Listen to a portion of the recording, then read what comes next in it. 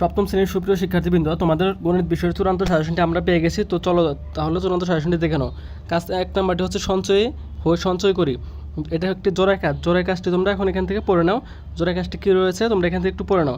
তো তোমাদের হচ্ছে আমরা উত্তরটি 10টার আগে দিয়ে দেবো। তো তোমরা আপাতত এখন কোশ্চেনটা দেখো নাও। তো আশা করছি তোমরা এটুকু দেখে নিয়েছো। দেখো এখানে একটি জোড়ায় কাজ দেওয়া ছিল। জোড়ায় কাজটি কীরকম হবে তোমরা এখান থেকে এই বিষয়টা সম্পূর্ণটুকু তোমরা এখন পড়ে নাও।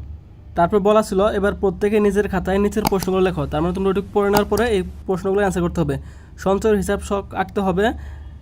সংখ্যাগুলো কি ছকের মাধ্যমে সূচক আকারে প্রকাশ করা যাবে ব্যাখ্যা করতে বলছে। পঞ্চম মাসে তোমার সঞ্চয়ের পরিমাপ কত হবে, তোমার পরিকল্পনা অনুযায়ী টেবিলটি তৈরি করে কত মাস সঞ্চয় করা প্রয়োজন হবে, এগুলো তোমার অ্যান্সার করতে হবে। কাজ 2, এটা হচ্ছে পরিমাপের দক্ষতা বাড়ায়।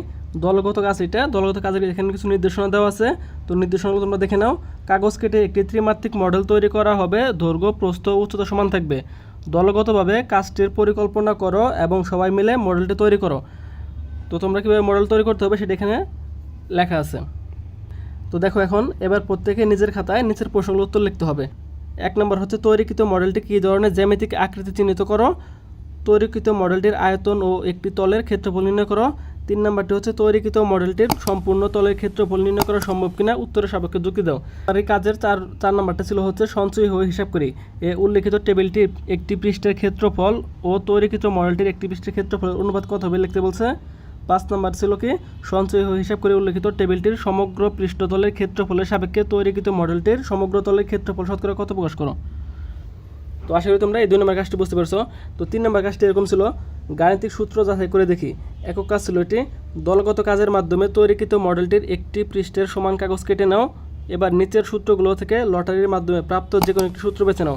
অতঃপর উক্ত কাগজটিতে রং করে একটি মডেল তৈরি করার মাধ্যমে সূত্রটি প্রমাণ করো। এখানে দেখো যে কী সূত্র ছিল। 1 নম্বর ছিল a + b whole square equal to a - b whole square plus 4ab। 2 number ছিল হচ্ছে a - b whole square equal to a + b whole square minus 4ab।